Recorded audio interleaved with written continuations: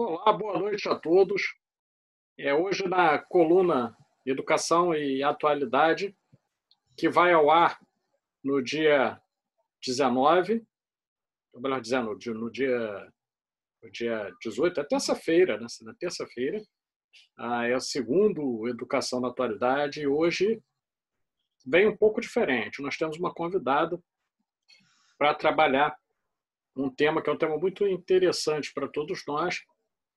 É a professora Cecília Lima, da Universidade Federal Fluminense, mestra e doutora em Educação pela PUC-Rio, mestra pela Unirio e doutora pela PUC-Rio, licenciada em Pedagogia pela UFRJ e professora da Universidade Federal Fluminense, assim como eu. Nós somos colegas, muito embora nesse momento estejamos em unidades diferentes.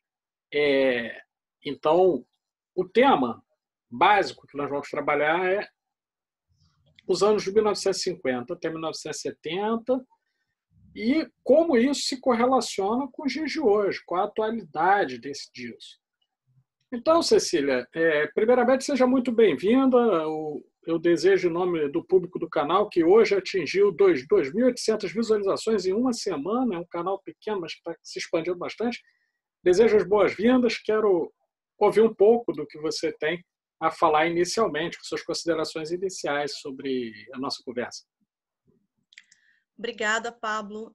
Agradeço o seu convite. Com certeza vai ser um canal próspero, que vai crescer bastante, porque traz temas interessantes, não só da área educacional, mas também de atualidade, da área mística, sobre várias perspectivas, né, da atualidade, e isso, hoje, a gente está muito carente de pessoas que sejam inteligentes, que tenham conteúdo e que possam discutir sobre temáticas variadas com tanta propriedade. Então, eu agradeço estar participando aqui do seu canal, nessa conversa. Nós somos colegas há muitos anos, né, Pablo? Muito tempo. Colegas desde a UFRJ, sim. Na graduação. E, nesse momento, a gente está em departamentos diferentes dentro da universidade, mas durante muito tempo fomos do mesmo departamento. Sim, sem dúvida. Eu sou professora hoje do curso de Pedagogia, eu sou coordenadora do curso de Pedagogia do campus da Universidade Federal Fluminense em Santo Antônio de Pádua, no INFES, em Santo Antônio de Pádua. E o Pablo foi o meu colega durante muito tempo nesse departamento, hoje ele está em Niterói, na FEUF. Então, Pablo, muito obrigada pelo convite. Nada, eu é que agradeço. Aproveito para mandar um abraço muito forte ao pessoal de Pádua, muito querido. Os 7 anos em que eu estive na unidade de Pádua, posso dizer que foram anos muito felizes, não só quando eu exerci função administrativa, como coordenador, como subchefe de departamento, mas como docente. E nós sabemos, Cecília, que a universidade do interior ela tem um diferencial, tem um carinho diferente, porque lá nós conseguimos ver a diferença que a universidade pode promover no interior, né? Falando um pouco dessa questão de expansão, interiorização, o impacto do que podemos chamar de polos irradiadores da educação, né? Como Pádua, o campus de Pádua é para a UF hoje, né? Eu queria que você fizesse um comentário para a gente começar a adentrar mais o tema, de como você vê a visão pedagógica, administrativa e, de certo modo, política, que o INEP/MEC vieram a ter nos anos entre 1950 e 1970. Como é que você vê isso? Bom, a gente falar um pouco do INEP nesse período, é interessante a gente pensar que o INEP é uma instituição que existe até hoje. Verdade. Porque ela foi criada em 1937 e é, talvez, o órgão mais longínquo da administração pública brasileira, tirando algumas outras exceções, mas é uma das mais longínquas, de 1937 a 2020. Quer dizer, sem nenhuma perspectiva de terminar. Ainda mas bem, que ao longo... não sei, né? A gente não sabe o futuro. Não sei. Estou falando 2020, não vou me arriscar a falar mais do que 2020. Perfeito. Porque a gente está num período bastante conturbado. Sim. E a gente pensar que de 1937 a 2020, a instituição, ao longo do tempo, foi se modificando, ela foi mudando, além de suas atribuições, as suas funções sociais, as suas funções administrativas também foram mudando. Se a gente for olhar um período mais ou menos do seu início, né, da sua gênese, de 37, 38, até mais ou menos os anos 50, 54, 55, a gente tem uma característica quase que de fundação dessa instituição, iniciando alguns trabalhos de pesquisa educacional e principalmente com um olhar muito voltado a áreas como psicologia da educação. Sim. E muito disso também por conta do Lourenço Filho, que estava na instituição e que tinha essa característica. Então, esse olhar mais para a psicologia, desenvolvimento de testes, que a gente chamaria hoje de testes de QI, materiais de nivelamento de alunos. E nos anos 40, mais ou menos, a gente já começa a ter uma outra característica que é, basicamente, a ideia de infraestrutura. O INEP passa a ser uma instituição que tem um olhar voltado para a infraestrutura. Então, ele tem uma campanha. Era muito comum nesse período o trabalho ser desenvolvido através de campanhas. Perfeito. E a campanha da construção de prédios escolares, de unidades escolares, dos anos 40, ele é muito forte. Então, a característica, se a gente pudesse falar, uma característica dos anos 40, mais ou menos de 45 até 55, seria a de construção de prédios escolares. Perfeitamente. Fazendo um acréscimo dentro do que você coloca, dentro da sua linha de raciocínio, existe um estudo de dois autores, eu lembro os sobrenomes dos autores, eram Bonduc e Sisson, que analisavam a arquitetura das escolas dessa época, né? Então, eu acho que poderíamos dizer que uma das marcas dessa época também se espelha na arquitetura das escolas, que passaram a ser mais ou menos padronizadas no Brasil. E assim, num cenário em que a escola passa a se diferenciar mais da casa, né? É o que esses autores mostram, né? E achei interessante comentar dentro do que você coloca, marcando mesmo essa diretriz de comando da infraestrutura, né? Sim. E se a gente pensar que nos anos 30 a gente tinha já uma ideia de escolas experimentais que o Anísio Teixeira traz na política educacional, e que a gente tem algumas escolas experimentais, principalmente nos anos 30, em que a gente tem várias escolas, principalmente no Rio de Janeiro, naquele momento era Distrito Federal, que tem arquiteturas muito específicas dos anos 30. Sim.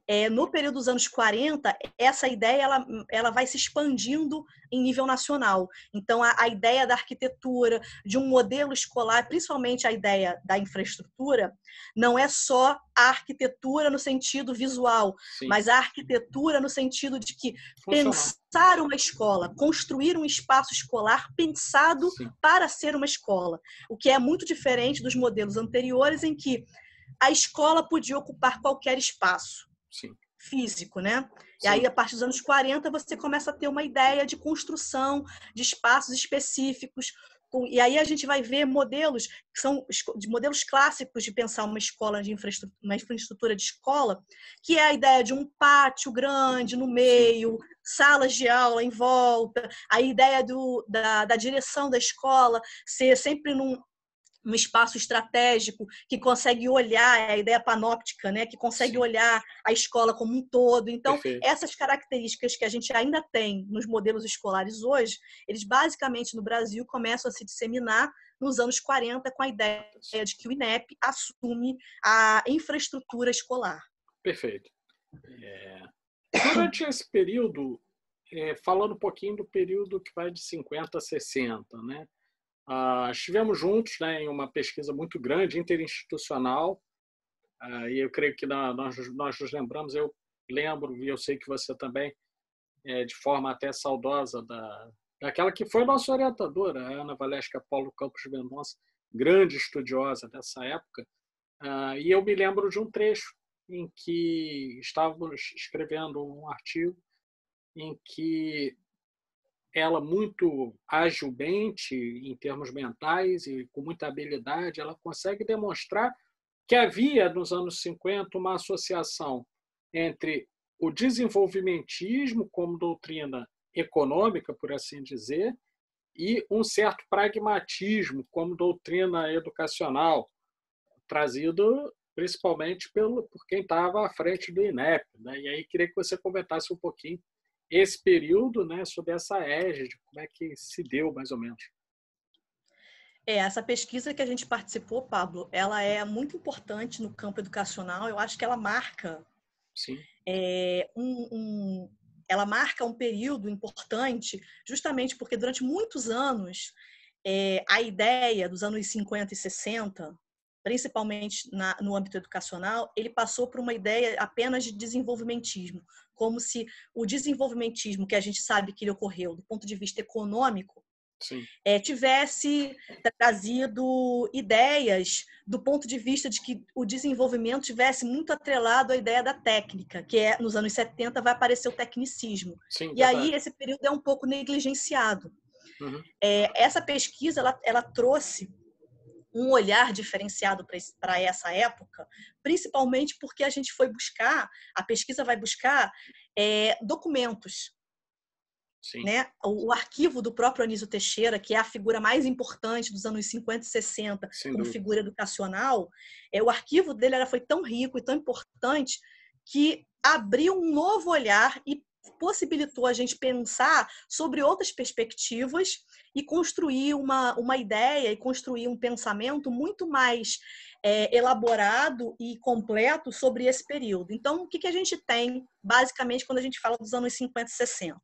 A gente tem a entrada do Anísio Teixeira como presidente do INEP, o Murilo Braga, que era o presidente anterior, ele sofre um acidente, ele morre, e logo em seguida o Anísio Teixeira, ele assume o INEP, Sim, e a gente está num início de movimento desenvolvimentista no Brasil do ponto de vista econômico, em que a sim, gente vai ter um grande crescimento de infraestrutura, a gente vai ter já nos anos 60, a construção de Brasília, por exemplo, como um marco importante do desenvolvimentismo. sim, A infraestrutura no Brasil vai crescendo e, ao mesmo tempo, o pensamento brasileiro começa a se modificar. É o momento, nos anos 50 e sim, 60, que o Brasil começa a olhar para si e entender. Inclusive, tem um livro clássico do Jacques Lambert, que é Os Dois Brasis, que ele se torna clássico justamente por isso, porque ele vai mostrar que o Brasil não tem uma unidade. O verdade. Brasil pode ser dividido entre dois Brasis. Um Brasil urbano, que cresce nas grandes capitais, no Sudeste, e um Brasil muito rural ainda, carente de infraestrutura, carente de desenvolvimento educacional, de políticas públicas para desenvolvimento dessas áreas. Então, o Sim, desenvolvimentismo ganha espaço justamente para pensar esse Brasil mais rural que, vou botar aspas, ok. precisa se desenvolver, ele precisa chegar a um novo patamar, mais aspas, civilizatório. Sim, Esse é o pensamento dos anos 50.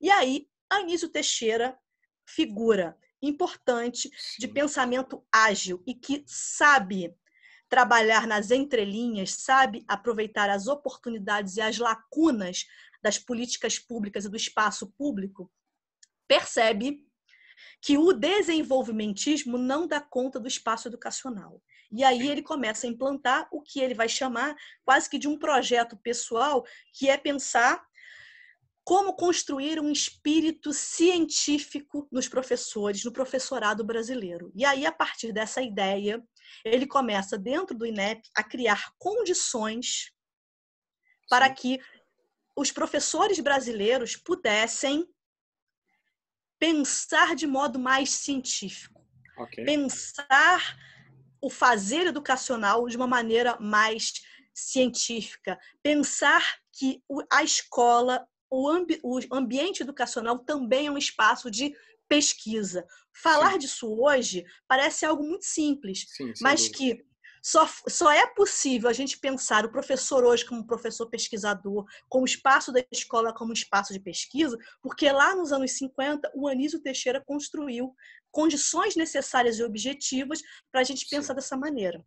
perfeito. Mas ele esbarrava numa questão muito importante, que era a burocracia estatal do Sim, governo federal. A União tinha uma estrutura muito burocrática, engessada, que era oriunda dos anos 30 e dos anos 40, e sim, que não possibilitava ele trabalhar de uma forma mais livre e que pudesse construir uma rede, que ele vai chamar de uma rede de conexões, E aí você usou bem no comecinho a expressão irradiar conhecimento, Sim, polo irradiador, sim, sim. que é justamente uma expressão que o Anísio Teixeira vai usar nos anos 50. E aí o que ele faz? Ele tem uma brilhante ideia. Já que o INEP é uma estrutura tão engessada, tão presa dentro dessas amarras burocráticas, ele cria uma nova instituição chamada Centro Brasileiro de Pesquisas Educacionais, que é o CBPE. Sim. Junto com ele, uma estrutura enorme, que são os centros regionais de pesquisa educacional espalhados em vários lugares do Brasil, e que, através dessa nova estrutura que é subordinada ao INEP, ele consegue pensar formas de levar aos professores uma outra forma de se qualificar. Hoje, a gente poderia falar disso como formação continuada. Sim. Naquele momento, essa expressão não existia, mas a gente pode dizer que o Anísio Teixeira, com essa estrutura, começou a construir o que a gente chama hoje de formação continuada. Perfeito. Então, a gente tem, nesse período, uma criação de condições objetivas para que esses professores pudessem se qualificar através de cursos de formação, cursos de aperfeiçoamento, de todo tipo de matéria, para todo tipo de professor, com uma estrutura enorme. Ao mesmo tempo, ele tinha uma linha editorial de livros, de publicações para professores, também como forma de construir novas ferramentas pedagógicas que pudessem chegar a todos os espaços do Brasil. Então, o período dos anos 50 e 60, ele é muito fértil do campo educacional, justamente para a gente pensar a formação de professores. Sim, perfeitamente. Inclusive, eu não esqueço do livro que abre a coleção dos anos 70 do INEP, quer dizer, de 70 anos do INEP, em que temos artigos nele, né?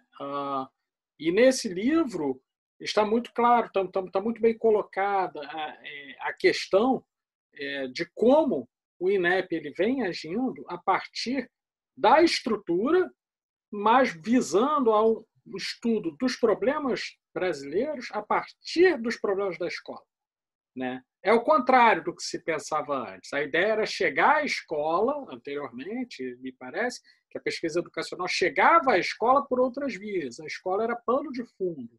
E a diretriz do INEP, né, por uma formação nacional de professores, é o título do livro, que abre a coleção de 70 anos do INEP, do qual acho que é para nós uma honra e privilégio poder estar presente, né? Claro. Aliás, para você é mais do que isso, porque você é 278 mil anos mais jovem do que eu. Então, isso para você mais ainda, né? Então, o que ocorre é que ali fica muito bem demonstrado. Sugiro a todos que leiam. Eu vou colocar o link na descrição, se eu conseguir. Não sei se o INEP ainda mantém lá, mas até um tempo atrás ele ainda estava disponível, inclusive, para download via PDF para as pessoas verem. Eu acredito que sim. Porque tem acontecido tanta coisa, Cecília, que eu não sei se as coisas estão no mesmo lugar, né? Mas costumava estar, digamos assim. De todo modo, é muito importante porque o projeto do INEP, me parece, que ele é pensado para um Brasil que ainda não existia. Eu explico. O Pacto Federativo no Brasil ainda não estava bem constituído. Ainda não se podia pensar no Brasil como uma nação. Isso era algo que estava sendo construído ainda. A Constituição de 88, por exemplo, ela somente em 1988 vai reconhecer os municípios como entes federativos, para a gente ter uma ideia, né? E nos anos 50 até os anos 60, o INEP estava pensando num programa nacional de formação de professores. Então, ele estava bem avançado no tempo. Pegando esse gancho, Cecília, desse avanço no tempo, eu quero te fazer uma pergunta, e é uma pergunta que parte de uma observação. Por um tempo, você trabalhou na Escola de Gestores, assim como eu, né? Nós trabalhamos na Escola de Gestores, mas antes ainda, eu tive um tempo trabalhando na FNDE, e aí observava uma série de ações de formação que iniciaram em 2007, mais efetivamente com o PDE, né, na época do segundo mandato do Lula. E eu tomei conhecimento antes, nos arquivos ainda do Anísio Teixeira, de um organograma parecesse com uma mandala, né, em que tinha uma série de ações ali organizadas e disparadas pela INEP.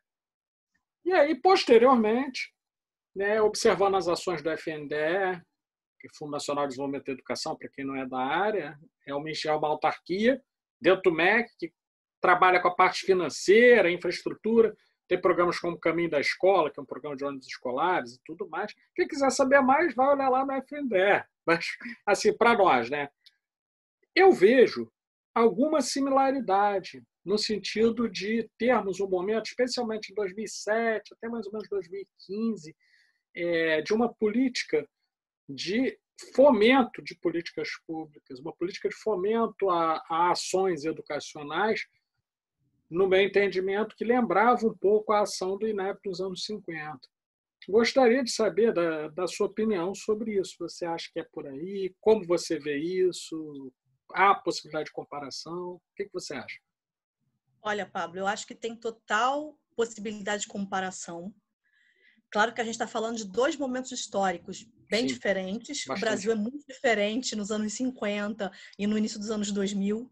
No meio disso tudo, a gente tem uma ditadura militar que tem uma nova, que tem outras perspectivas, que tem outras políticas nesse período, mas que o momento da redemocratização, ele também é um momento que eu acho que a gente pode pensar esses dois momentos, anos 50 e 60, e o início dos anos 2000, como dois momentos de esperança, porque o Brasil tem grandes esperanças. E a esperança, ela é um motor para pensar políticas públicas de integração desse Brasil.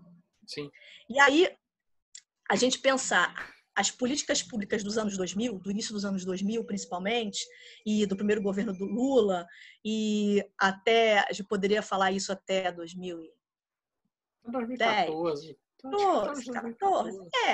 14. 14 já viu uma decadência, digamos assim. 12 eu acho que a gente pode falar até mais ou menos 2012. A gente tem, do ponto de vista da administração pública, a utilização das mesmas estratégias de política pública. Enquanto nos anos 50, o Anísio Teixeira, à frente do INEP, ele utiliza a criação de uma outra estrutura que é o CBPE, e que nos próprios documentos do INEP se refere ao CBPE como braço do INEP, como um braço do INEP.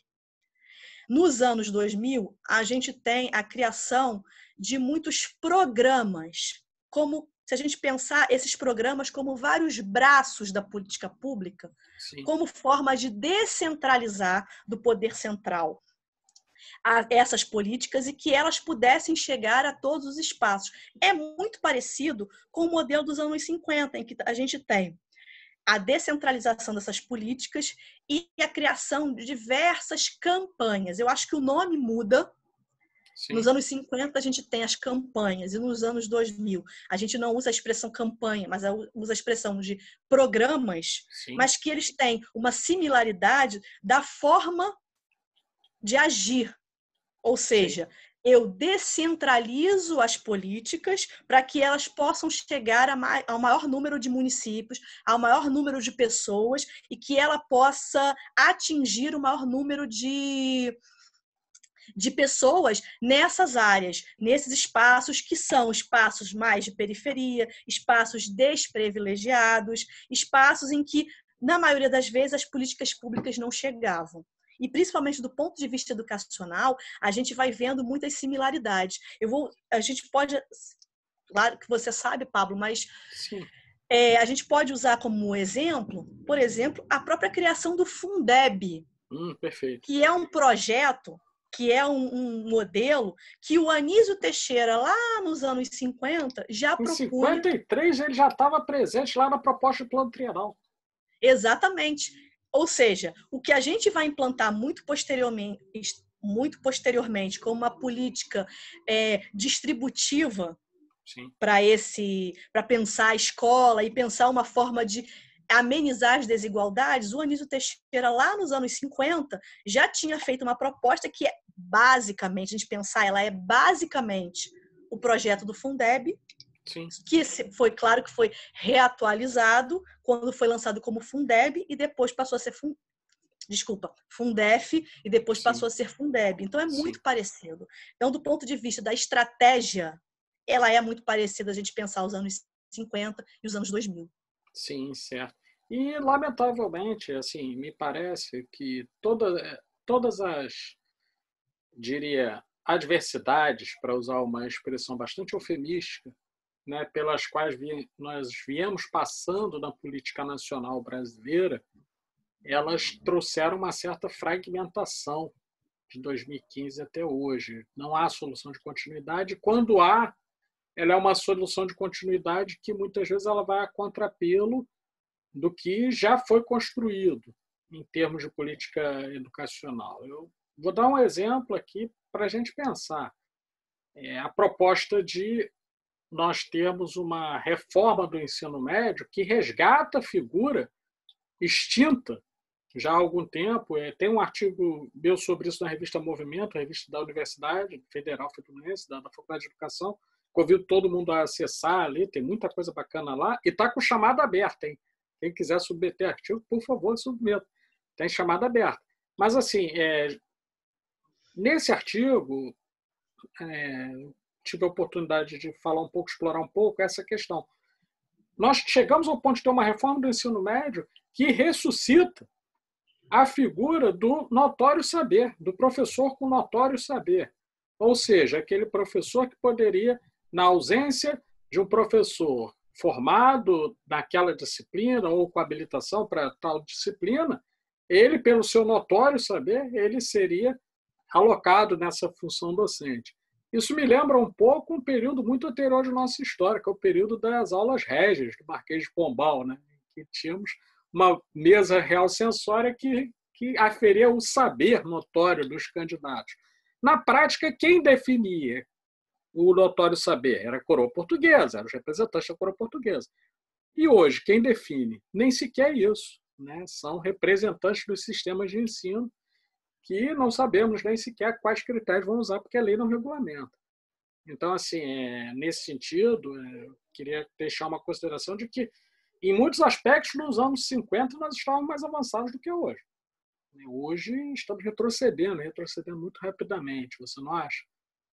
Sim, a gente tem um retrocesso enorme do âmbito educacional, principalmente com a desativação de vários programas. Sim. E assim como, esse que eu acho que é interessante a gente discutir e pensar, como a história ela é importante para a gente entender alguns movimentos de avanços de ruptura na política educacional brasileira. Enquanto nos anos 50 a gente tinha todo um pensamento progressista, até muito moderno para a época, que era criar uma nova estrutura e que encontrou no desenvolvimentismo o que a gente pode chamar de um solo fértil para que elas pudessem germinar essas novas políticas, quando a gente tem o regime militar, essas políticas, esses programas, essas campanhas começam a ficar à míngua, perdendo recursos, perdendo possibilidades, até que elas vão se esvaindo e vão acabando. Sim. E a gente tem hoje uma coisa muito parecida, que é uma série de programas que o próprio MEC mantinha. Um deles a gente pode citar, que é a própria Escola de Gestores. Verdade, que nós é um programa super moderno, que é um programa de especialização em gestão escolar para os gestores das escolas públicas no Brasil inteiro.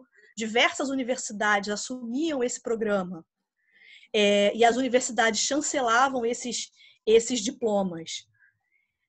Num programa de especialização em gestão escolar para os gestores no Brasil inteiro, hoje a gente tem um programa que, teoricamente, ainda existe, está lá no MEC, mas que não tem nenhum recurso, que não tem nenhuma criação de nenhuma nova turma, que não tem nada, mas que está lá. Ou seja, a mesma política de que os programas vão morrendo à míngua. Não tem recurso, o programa vai acabar. Sim. E aí, na verdade, ele não acaba, ele vai sendo extinto com o tempo e, ao mesmo tempo, um processo de apagamento. Porque Sim. se o programa está lá e ele não tem atividade, ele vai sendo esquecido no tempo.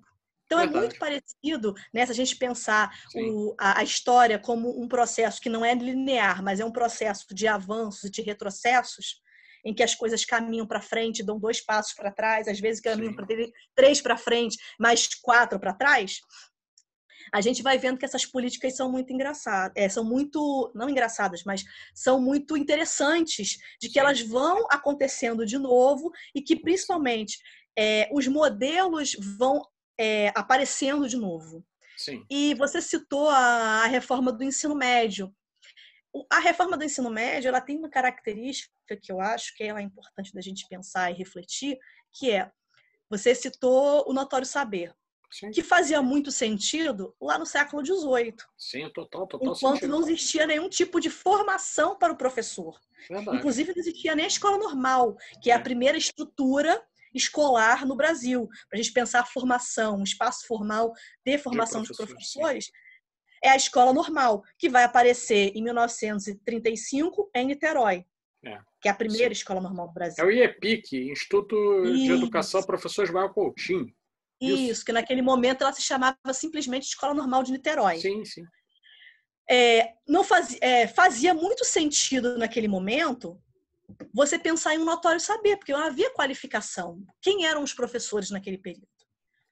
Hoje, é tão anacrônico você pensar um notório saber, sendo que você tem formação, você tem as universidades, você tem formação e especialização em todas as áreas. Você pensar um notório saber nos dias de hoje é extremamente anacrônico e vem, junto com essa ideia, algo que aconteceu nos anos 40, ainda bem numa reforma de ensino, que são os ramos profissionais. Sim. Hoje, não há o nome de ramos profissionais, mas você itinerários pensar... formativos. Exatamente. Você pensar que o aluno, no ensino médio, vai escolher um itinerário formativo, um caminho de formação, é exatamente a mesma coisa que acontecia nos anos 40, com os ramos de ensino, e que tem exatamente a mesma característica. Sim. A desigualdade escolar, a desigualdade educacional brasileira fica cada vez mais latente nessa política. Nos anos 40, quem escolhia os ramos mais importantes era quem tinha as melhores notas e que tinha estudado em melhores escolas. Não, sem dúvida. Hoje não será diferente, porque uma escola da periferia, muito provavelmente, não vai oferecer para os seus alunos todos os itinerários formativos. Ela vai oferecer talvez um ou dois. Eu estou sendo até muito... Sim, generosa. Muito otimista que vai ter dois, e alguém vai poder escolher entre dois. Sim. Entre dois itinerários. Então, a gente está marcando cada vez mais a desigualdade educacional. Para a população mais pobre, a escolha é a escolha do possível, o que tem. Para as classes mais abastadas, não. Esses alunos vão poder escolher, porque na escola onde ele estuda, tem todos os caminhos. E, além disso, esses alunos de escolas mais abastadas, as elites, a classe média alta brasileira, ela não precisa da escola da mesma maneira que a classe popular precisa.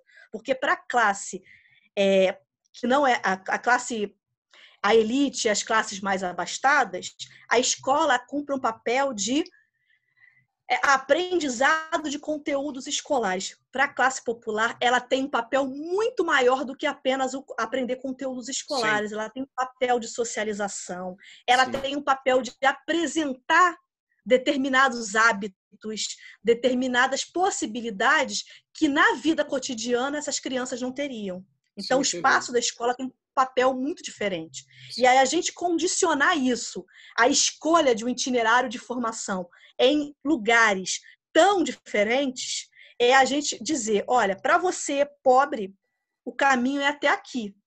Para você rico, o seu caminho é muito mais longo. Então, a gente marca cada vez mais essas desigualdades educacionais. Perfeito. Lembrando ainda, né, vou fazer uma consideração final, depois vou convidar você a fazer suas considerações finais também, Cecília. Uma consideração final e última ponderação que eu posso fazer a esse respeito lembra o velho doutor Anísio Teixeira, que era um adversário ferrenho do dualismo escolar, na medida em que, lá no seu livro A Escola Progressiva, Breve Introdução à Filosofia da Educação, ele vem a defender uma escola que vai formar a elite do país, mas não uma elite econômica. Uma elite no sentido de que ela vai ter acesso ao que há de mais moderno, ao que há de mais avançado e ao que há de melhor à sua época em termos culturais, sociais, educacionais, sem distinção de classe social. Então, por exemplo, o projeto da Escola Parque, do Centro Educacional Carneiro Ribeiro, seguia essa diretriz. E nós vemos justamente o contrário, né? Nós estamos vendo um momento de um recuo, de um dos refluxos da história, que me parece ser muito, muito, muito penoso, e diria que nós estamos só no começo, viu? As pessoas me falam assim: Pablo, você é pessimista? E eu digo: não, na verdade eu sou muito otimista, eu acho que as coisas ainda podem piorar, né? Então, eu diria que é mais ou menos por aí. E queria chamar a atenção para um ponto, antes de passar novamente para você a fala.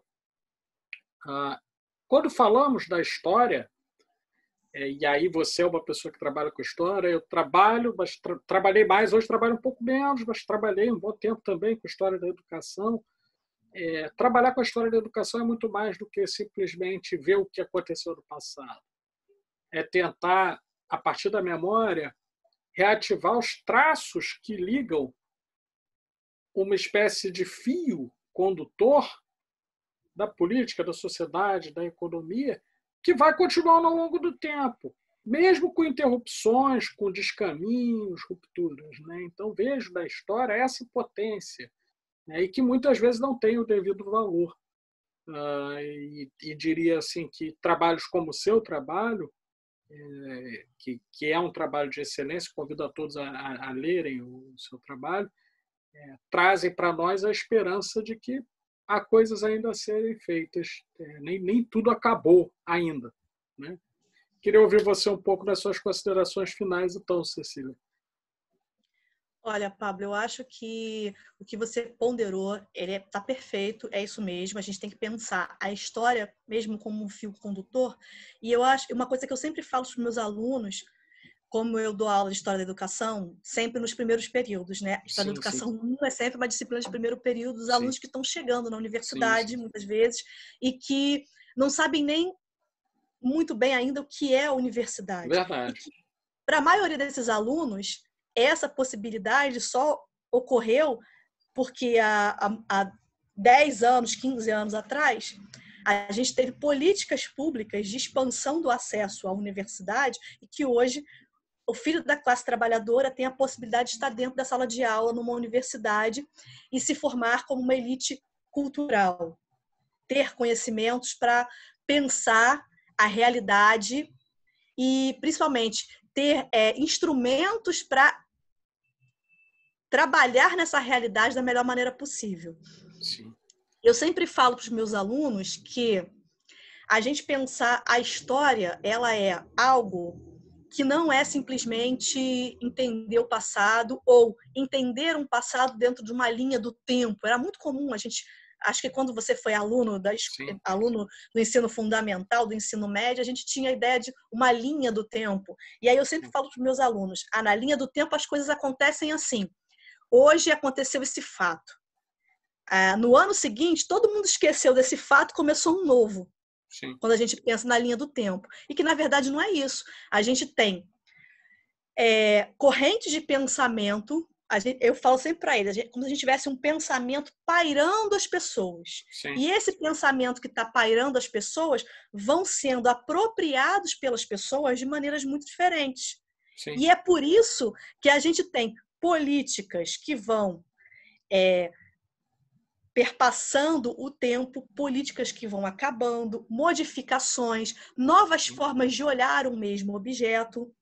Sim. E, principalmente, quando a gente pensa a escola, pensar esse movimento como algo contínuo, como algo vivo, como algo dinâmico, ele é muito importante, seja na história ou seja em qualquer área do conhecimento que tenha a escola como seu objeto de estudo. Se a gente pensar os anos 50 e os anos 60, um elemento que eu acho que é extremamente importante da gente colocar é que a escola, a educação ganhou protagonismo. Verdade. Nesse período. O protagonismo estava na escola e, principalmente, estava nas pessoas que estavam na escola. Sim. Pensar a escola como algo importante e que a partir da própria realidade, você pode pensar as soluções para a escola. Sim, sim. Hoje, a gente tem um caminho muito diferente. A gente tem a escola ocorrendo, a escola acontecendo. Nesse momento não, porque a gente está num período de pandemia. Mas que a gente tem, inclusive, soluções muitos arremedos nos dias de hoje para que essa escola continue funcionando meio que formalmente, a ideia da escola continue funcionando, mas que a gente tem as políticas públicas relacionadas à educação hoje estão deslocadas do protagonismo da própria educação. Hoje, quem pensa isso é a economia, o planejamento. A gente que trabalha na universidade sofre isso nos dias de hoje com muita força, em que aparecem resoluções, aparecem decretos que vêm do Ministério do Planejamento, que vêm do Ministério da Economia, em que a gente tem que se adequar a isso. E é muito parecido da gente pensar os anos 70, 60, final dos anos 60, início dos anos 70, já no regime militar, em que o próprio INEP, que tinha esse protagonismo anterior, nesse período dos anos 60, da segunda metade dos anos 60. 67 para lá. Isso, segunda metade. Já quando entra o regime militar em 64, já 65, 66, a gente já tem o início de uma modificação. A Constituição de 67 vem detonando a educação de uma vez por todas. Sim. E o protagonismo da educação, que estava na mão de instituições que pensavam a educação, passa para o âmbito econômico. Eu vou dar um exemplo que está das minhas pesquisas e que eu vou até convidar quem quiser. Apresenta seu livro, por favor. Continua sendo vendido, A Trajetória do INEP, no contexto das políticas públicas brasileiras, em que eu vou falar do período dos anos 50 e 60 e início dos anos 70, em que já no governo, no regime militar, a gente tem uma ruptura desse momento, desse protagonismo da educação, e que ela passa, então, para órgãos econômicos. E que o que a gente hoje chama de uma deterioração... Deterioração? Isso, fiz um trava-língua agora. É isso aí. A deterioração do espaço da escola pública. E aí muitas pessoas saudosistas que falam, no meu tempo a escola pública era maravilhosa. Só mais no tempo do Figueiredo. Pois é. A gente estava falando de uma escola pública que atendia muito poucas pessoas, que atendia uma elite, que atendia uma classe média alta. Sim, sim. E que hoje a gente tem uma escola que atende um número muito maior de pessoas, que atende, é muito mais democrática do ponto de vista do acesso. Eu não vou nem entrar no âmbito da qualidade, porque aí a gente tem que fazer um novo vídeo para falar de qualidade. Só para falar disso, claro. Mas que nos anos 70, no final dos anos 60, o próprio regime militar começa a pensar perspectivas do ponto de vista econômico de como transformar a mesma estrutura educacional, essa que era totalmente seletiva e que era para poucos, passa a mesma estrutura para um número cada vez maior de pessoas. E aí, óbvio, que a qualidade, as condições de trabalho, o próprio espaço físico começa a não dar conta. E aí a gente tem uma escola que vai cada vez mais sendo prejudicada, sendo deteriorada, e que nos anos 60, basicamente 68 a 70, a gente tem um programa dentro do MEC, do INEP, principalmente do INEP, né, o órgão como um órgão executor, que é o Operação Escola. Não dá ideia não. Hoje em dia está complicado. Essas ideias, as pessoas estão tirando ideias não sei de onde. Então, acho que as pessoas estão lendo muito texto dos anos 70 e aí está complicando. Mas que nesse período, esse programa chamado Operação Escola era um programa estratégico educacional que vai utilizar a mesma estrutura educacional existente para colocar cada vez mais alunos dentro da escola, para cumprir uma obrigatoriedade escolar que já existia e que não era cumprida. E aí, quem é o grande protagonista dessas medidas? Não é o MEC, não é o INEP e não é o CBPE. É o IPEA. Ou seja, um órgão econômico aplicado, hein? Olha. Exatamente. Um órgão econômico que vai começar a dizer qual é a melhor maneira de pensar a educação, como é a melhor maneira de pensar as políticas públicas. E aí a gente tem, nesse período, escolas que cabiam Inclusive, no meu livro, eu falo sobre isso e mostro os documentos do próprio IPEA, em que ele vai dizer, por exemplo, essa metragem, esse espaço de sala de aula que cabem 25 mesas para os alunos, se a gente apertar um pouco mais, a gente pegar essa metragem e pensar 1 metro quadrado para cada aluno, a gente pode botar 50 carteiras. A gente pode botar 50 alunos nessa mesma sala. O que me parece professor. É uma solução espetacular se a gente pensar num retorno pós-pandemia, porque aí, nesse caso, você coloca 150 alunos numa sala e aí você distribui cloroquina na merenda. Né? Não é uma ótima ideia? Acho que é uma boa ideia. Né? Uma boa Quer dizer, a gente tem políticas públicas que vão ocorrendo nesse período que são muito parecidas com as políticas públicas do final dos anos 60 e início dos anos 70. O próprio pensar a reforma do ensino médio e a gente pegar as reformas de ensino, tanto dos anos 40, com Gustavo Capanema, como a gente pensar a própria Lei 5692, que também é uma reforma de ensino, a gente vai tendo algumas ideias, a ideia da educação para o trabalho, a formação profissional na escola. Não, quero deixar claro que o que eu estou falando não é a modalidade de educação profissional. Sim, entendi. É a ideia de uma educação para o trabalho que já estava posta lá nos anos 40, que foi reatualizada nos anos 70, com a Lei 5692 de 71, e que a gente faz algo muito parecido hoje em dia. É verdade. Reproduzindo as mesmas desigualdades educacionais. Não, perfeito.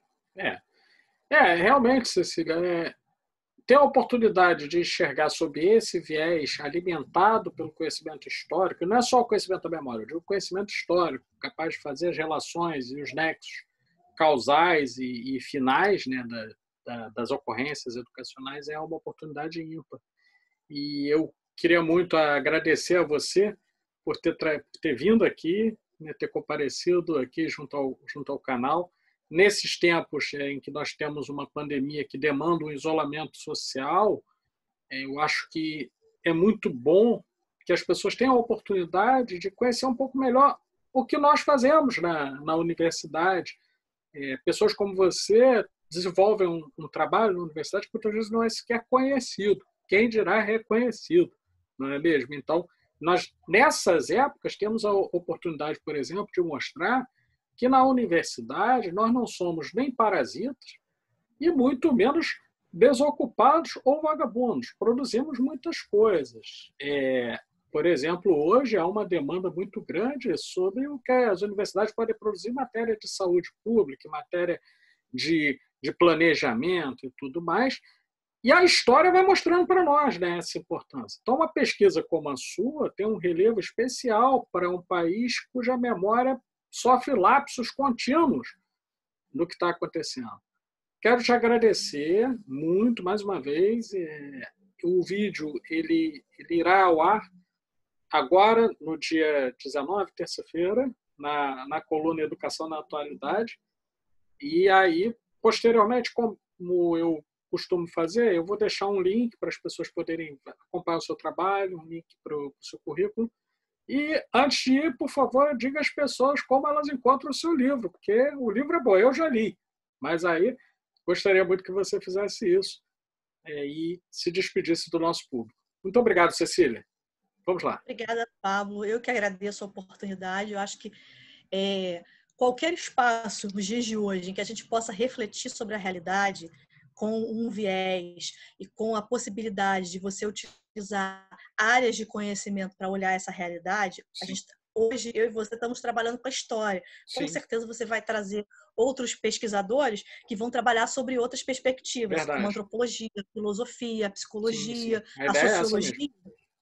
Cada área dessa de conhecimento, ela traz para a gente uma perspectiva para olhar essa realidade nos dias de hoje, e se a gente conseguir olhar a realidade com cada uma desses instrumentos, com cada uma dessas ferramentas, a gente consegue olhar a realidade de uma forma muito mais completa.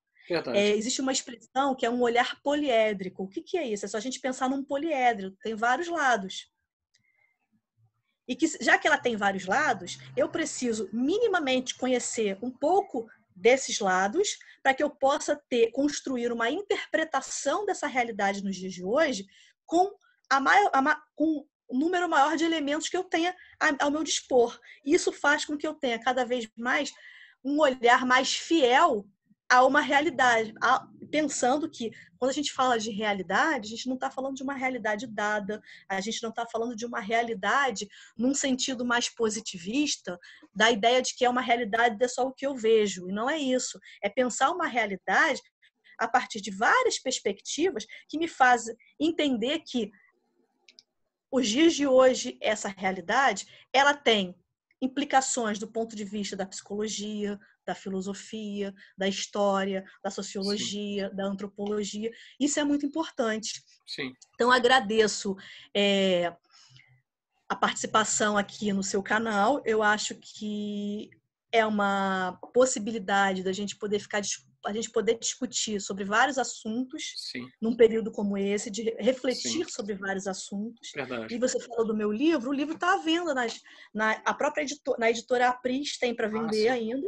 Tem pela internet? E tem na internet, na editora Apris, você pode comprar online, mas também tem nas livrarias, é só procurar. As livrarias online também tem para vender. E se por acaso... Atualmente na pandemia vai ter que ser online, né? Mas depois tem nas livrarias. Tem nas livrarias também. Quando eu falei livraria, eu pensei na livraria online mesmo. Até porque hoje a gente tem uma política também de acabar com as livrarias físicas, como se fosse algo não muito importante. Para que livro também, né, gente? Claro. Hoje em dia, livro para quê? Tem muita coisa escrita. Não dá trabalho. Tem uma pessoa, tem uma figura pública que acha que livro é que tem muita coisa escrita. Então, se a gente tem um pensamento como esse, a leitura, o estudo e a leitura se torna cada vez mais importante para a gente romper com essa barreira de que livro tem muita coisa escrita e que eu não preciso pensar sobre a realidade. Na verdade, é o contrário. Quanto mais a realidade se mostra difícil, é que eu preciso ler, estudar e formar minha própria opinião, formar meu próprio pensamento para entender essa realidade. Não, pois é. Inclusive, eu fico até meio receoso porque eu esqueci, eu tô com uma camisa vermelha da Rosa Luxemburgo. Por enquanto ainda está liberado, né? Por enquanto ainda está liberado. Depois eu não sei, né? Vamos ver como é que fica o futuro aí. Muito obrigado, Cecília. Até a próxima. Em breve nós teremos não só outros convidados, como espero você em outros momentos aqui para debater outros assuntos. Mais adiante, eu já adianto que se tivermos oportunidade, talvez para daqui a algumas semanas venhamos a promover um debate com alguns pesquisadores e aí eu gostaria de convidá-lo. Tá bom? Muito obrigado, Cecília. Até a próxima. Entendeu? E possivelmente, se o pessoal do canal fizer perguntas, comentários, eu repasso para você, repasso para o seu contato. Tá bom? Tá ótimo. Obrigado, hein? Boa noite. Obrigada, tchau, boa noite. Tchau. Tchau.